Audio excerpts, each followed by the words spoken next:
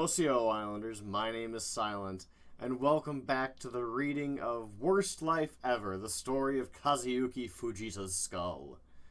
Last we left off, he was describing the FFS fight system, which is the Fujita fight system. So I just said Fujita fight system. Which is Step 1, receive beating until opponent falls asleep. Step 2, maul opponent's unconscious body. Step 3, realize that the celebration banana was a trick, and that you've been once again led into a cage for safe transport. Now, I plan on finishing the article in this reading, so buckle up, grab some popcorn, and prepare to laugh. Fujita's skull versus Ken Shamrock. Helmet laws are for pussies. Next, Fujita fought Ken Shamrock. Throughout Ken's long MMA career, this is easily the greatest performance he has ever had. He unloaded on Fujita. Every punch and kick of every combination landed exactly on Fujita's chin. I swear, Fujita mailed Ken Shamrock a list of every move he was going to do, and Ken got together with Jean-Claude Van Damme to put together the most destructive and beautiful ways to counter him. Or to counter them. Jean-Claude maybe did a little consulting on Fujita's side, too, since the only move that Fujita landed in the entire fight was a crotch attack. This showdown continued for 6 minutes. Ken Shamrock's extensive martial arts training versus a mix-up in Fujita's head DNA. But Shamrock was no match for FFS. Something strange happened. Ken beat this man so hard that he, no bullshit, started having heart palpitations, and his corner threw in the towel. Seriously, Fujita took a beating so severe that the man doing it had a goddamn heart attack. I guess it was a strategy devised by his stand-up coach, Anna Nicole Smith's vagina. And while doctors were treating Ken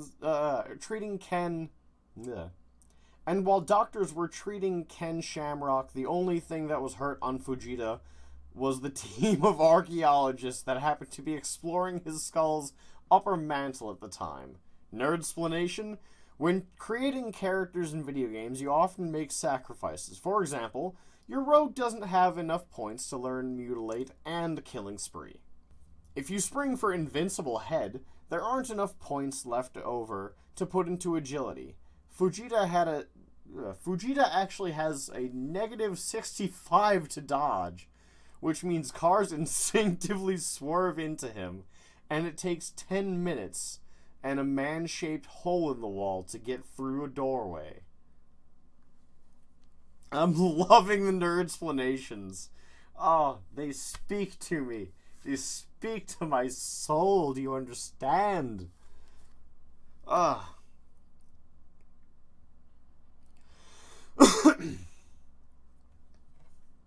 Fujita's skull versus Crow Cop. Fujita's skull takes a job at the female ejaculation plants?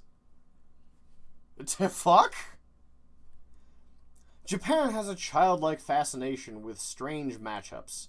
If two things are stupidly different, Japan will put them in a cage and see what happens. All their fight cards have at least one match of a giant fat guy and something that looks like it should be making Christmas toys. If a man with no arms and a man with no legs started learning karate, the same light bulb would appear over every head in Japan. That's right, glue them together and see if it can kill a panda. Through their own experiments, every Japanese parent knows exactly how many rhinoceros beetles you have to put in a baby's crib to make it a fair fight. I guarantee that when the first cheeseburger comes to life, Japan will throw it in the ring and with a sumo wrestler before it ever gets a chance to lead us to better lives in the sky. Wait, what?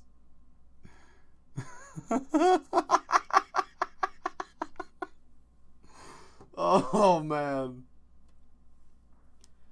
So it is no surprise that... fuck. I can't even get through this. So it is no surprise that fight promoters decided to put him in the ring with Crow Cop, the man with the crazy hard head, put him in the ring with the guy who kicks heads crazy hard. The results might surprise you. Partially exploded head, in an explosion of blood, and Crow Cop measured Fujita's slow-motion takedown attempts and threw a knee into his eyeball just as it was coming in. Fujita didn't even notice. It takes so long for light to reach the center of his head that he wouldn't even know one of his eyes was gone for 11 minutes. So all he did was finish the takedown and try to drown Crow Cop in ocular blood. The referee had to initiate a life raft just to paddle over and stop the fight. That is a disgusting but hilariously entertaining prospect. What's this?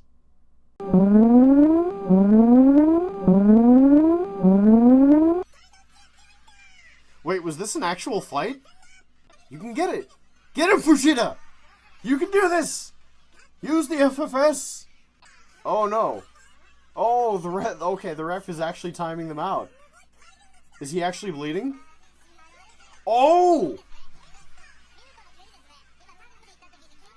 He is actually bleeding. I am sorry. I did not realize. I did not realize that I would have to put a gore warning just before that. So if you were squeamish and you kept watching, well, I added in a gore warning in post. So if you kept watching, you ignored the warning or you didn't see it. Either way, I'm going to keep going. Nerdsplanation. For a Japanese fight promoter, Fujita's cranium is like a boss monster they're seeing for the first time. They're so compelled and excited to destroy it. But the only thing they can do is hit it with every weapon in their inventory until something works.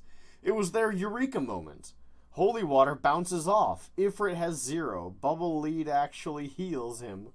Fuck, look how much Crow Cop took off. Fujita's skull versus Crow Cop again. We must destroy that which we love. After engineers designed a needle capable of it, they stitched Fujita's skin back together, and he was given a, continue reading below, rematch against Crow Cop. Fujita should win this one, right? I mean, what are the chances that something with almost 100% certainty will happen twice? In what took him 29 seconds, Fujita watched 18 seconds of the first fight carefully and devised the perfect plan to defeat Crow Cop. Exactly the same thing. He charged in with takedowns and Crow Cop countered by kneeing him in the head, but instead of taking them in the front of his head, he blocked with the top of his head. For crashing knee after crashing knee, Crow Cop's giraffe legs were screaming for Fujita's spine to become paralyzed, and the fucking thing was too stupid to understand. FFS doesn't work against Crow Cop. Instead of throwing frantic combinations, Crow Cop likes to take his time and throw one big kick that only gets described during a eulogy. You can't tire him out, or give him a heart attack by pretending to be a soccer ball. The only thing Fujita's invincibility did for him in his fight was let Crow Cop's knees manufacture cubic zirconium against his forehead until time ran out. Jeez. Nerdsplanation. Imagine for a moment that Scooter the GoBot turns into a scooter, fought the Constructicons. If moments into the fight they formed the Devastator and stomped on him, you'd be surprised at how simple and unsurprising it was. That was what this fight was like. No one could have predicted every single obvious thing we expected would have happened. I realize this is on Cracked, but the reality versus the fiction on this one is almost too much to handle. It's almost too much to distinguish. Fujita's skull versus Fedor Emelianenko. A New Hope. I'm sorry for that rough pronunciation. I'm not used to pronunciating. Pronunciating. Oh my god. I can barely Englishing and I'm already pronunciating. Fujita's skull versus Fedor Emelianenko. Emelianenko. Emelanko? Emelanko. Oh my god, I cannot fucking pronounce this name! I'm sorry for whoever is... Oh, no, okay. I'm sorry for whoever is out there who is just furious at my pronunciation of this name, but my mouth cannot form those sounds for some reason. I'm gonna try one more time. I'm gonna sound it out. M-L-on-N-Co. Emelianenko. Holy shit, did I just do it? Emelianenko. Okay. Emelianenko, Emelianenko, Emelianenko, Emelianenko, Emelianenko. That's how you say it. If I'm wrong, please let me know in the comments. By this point in his career, the world now knows that Kazuyuki Fujita has only two assets, a clumsy takedown and a force field where his brain's reflexes should be. So Pride Fighting Championships decided he was ready to take on the best fighter in the world, Fedor Emelianenko. Fight promoters apparently gave up on finding somebody who could beat the guy, and now they were just using him to conduct further stress tests on Fujita's head. They were sure that Fedor would be the thing to finally crack it open and allow evil scientists to reverse engineer his remains. Almost certainly to grow a more durable sex melon, unlike robots to fuck them. What? Hang on, I gotta read that sentence again. I gotta break that down. They were sure that Fedor would be the thing to finally crack it open and allow evil scientists reverse engineer his remains. Almost certainly to grow a more durable sex melon and unkillable robots to fuck them. What? I'm not sure I understand that sentence more or less after the second reading, so I'm just gonna skip past it. Oh my god. Then Fujita did something that surprised even him. He almost won. He landed a knee-buckling counterpunch that to this day is the closest anyone has come to beating Fedor. In a waste of his body's natural punching bag camouflage, he was about to beat someone by hitting them. Unfortunately, Fedor found a practical solution to Fujita. Get behind him, grab his unbreakable head, and yank it the fuck off his body. The official fight records call it the rear naked choke, but that's like calling Tiananmen Square a wet t-shirt contest. Wow, okay, so that's like comparing apples to dinner tables. If the ref hadn't stopped them, Fedor was going to take that head home. Ugh. If the ref hadn't stopped them, Fedor was going to take that head home to his spaceship and polish it.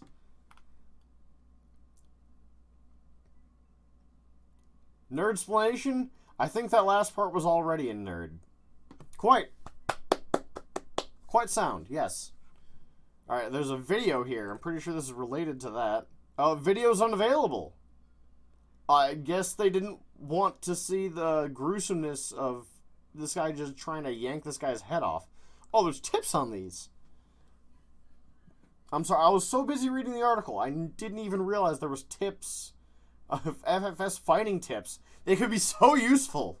Always remember to never change the plan. That's right. That's right. If your plan isn't working, you're not using enough plan. You need to plan more. You need more plan in order to plan more plan. Get out there and plan more plan. What are you planning for? Plan. Anyways. Fujita's skull versus Wanderlel Silva. Wanderlel, that's a... Wanderlel. Yeah, I'm saying that right. Right?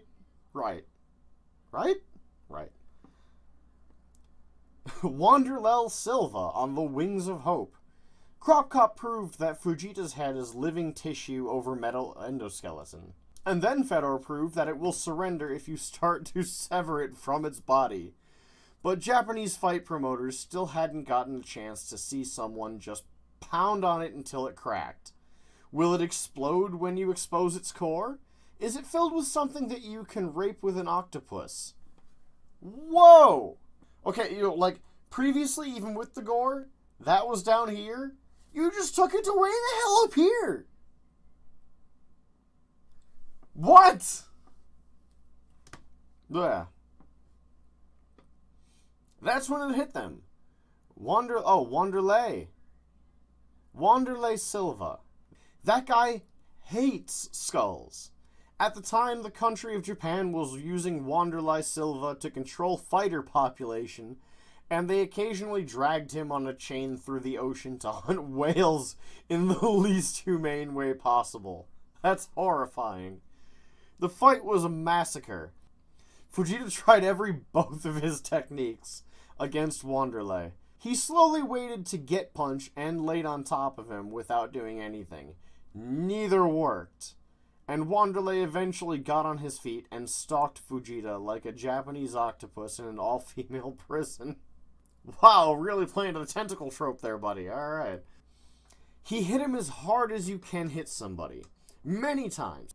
And every time Fujita fell down, Silva kicked him in the head as if he was going for a 70-yard field goal. None of this did anything.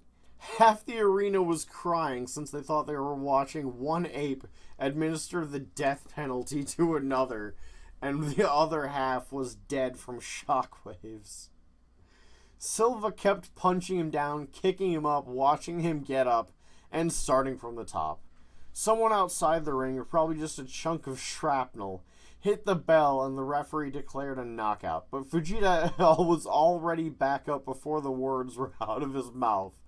Why did they stop it? He had Wanderlei right where he wanted him. Nerdsplanation. Science can't explain this. You can't explain that. Wanderlei dropped a shock and awe campaign on that head and couldn't hurt it. This fight was stopped only to get everyone's car alarms to shut up. It had nothing to do with Fujita's safety. Fujita was probably back to identifying simple shapes that very night. Oh, is this video gone too? Oh, yep. Fujita's skull versus James Thompson. Don't call it a comeback. I was kinda never here. James Thompson is an imposing figure. So imposing that during the stare down, Fujita admired his abs and groin area and gave him an approving thumbs up. It was unprecedentedly inappropriate. See, unprecedentedly. I've met a few people who don't believe that that is actually a word. Right? It was unprecedentedly inappropriate. But there was a science to this flirting. FFS works a lot better if your opponent comes at you in a completely incoherent homophobic rage. And James Thompson did. Thompson manhandled him, hitting him with hundreds of unanswered punches and knees. He was going to prove that he wasn't gay, even if he had to thrust every last bit of his vitamin-supplemented shirtless body against Fujita's beast-like hide. It probably smelled like a leather smoothie, but gayer than that sounds. Wow, that was a paragraph. All right. Nerdsplanation. After taking an 8-minute beating that mocked mankind's entire understanding of physics and medicine, Fujita started throwing his own punches. Drunken woman-like punches. But when you're James Thompson and you've recently spent 8 minutes heaving 550 pounds of violent meat around the ring, you'll take any excuse you can get for a nap. By this point in the fight, Fujita could have screamed, "Boo!" and knocked him out. But he had to save his voice. He had a screaming date with Lou Ferrigno later. Fujita's skull versus Alistair Overeem. The Final Crusade. Hey look! A name I can pronounce. Alistair Overeem is a Dutch kickboxer who looks like someone at Marvel Comics drew a man genetically engineered to fuck your girlfriend.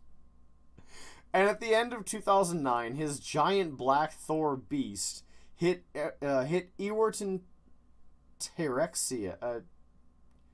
Tixaria Is that how you pronounce that? I don't know. Moving on. With a knee that adjusted the Earth's tides. Police were already taping off Alistair's leg before Irritan dropped face first onto the canvas with his eyes open. During the replay, you can actually hear the knee call gunshot wounds pussies. Japanese fight promoters saw this and they had a great idea. Restraints that taste like fish. But right before that, this could be the man to finally shatter Fujita's iron head. They set up the fight for New Year's Eve, the 39-year-old wrestler with an advantageous birth defect versus 6.5 feet of death-dealing emasculation. This wasn't just a battle between genetic perfection and someone born out of head sorcery.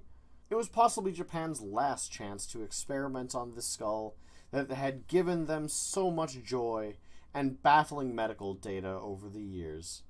Just short of the literal definition, the fight began with Alistair beating the shit out of Fujita. Kazuyuki Fujita has been in a constant state of what you and I would call near death for 10 years. But this is the first time I've ever seen him look scared. After Overeem lands 2 knees, Fujita backs into the corner and sheepishly tries sneaking past.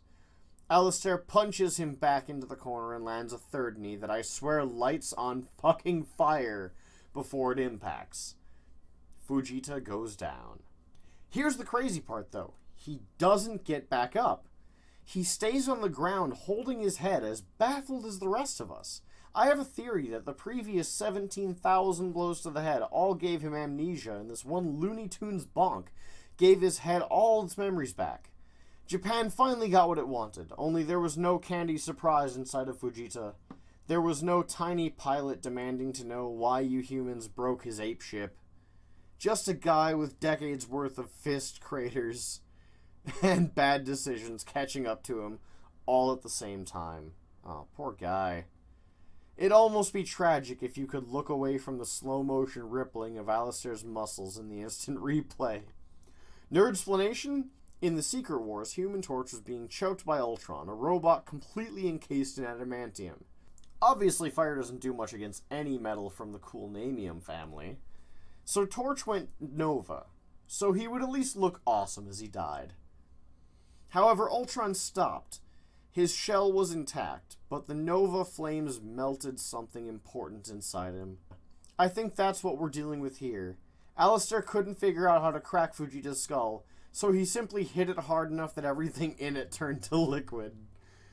One would imagine that we're talking about a brain, but remember, this is the same man who fought all these terrifying people with his face alone. Would a brain come up with a plan? There's still so much we don't know. I say we go back to the drawing board with the Fujita's skull experiments, Japan. I miss them already. There's a little comic that's far too blurry for me to read except for do it. Oh, wow. And that looks like that's the end of the article. Anyway, thank you for joining me for this finalization of the reading of The Worst Life Ever, the story of Kazuyuki Fujita's skull. I'm going to leave another link to this in the description. Pass it along to your friends if they need a good pick-me-up and if they like reading. Or if they don't like reading, be a good friend. Sit there and read it to them. And if you don't feel like reading yourself, hey, send them my video. And until next time, stay shiny.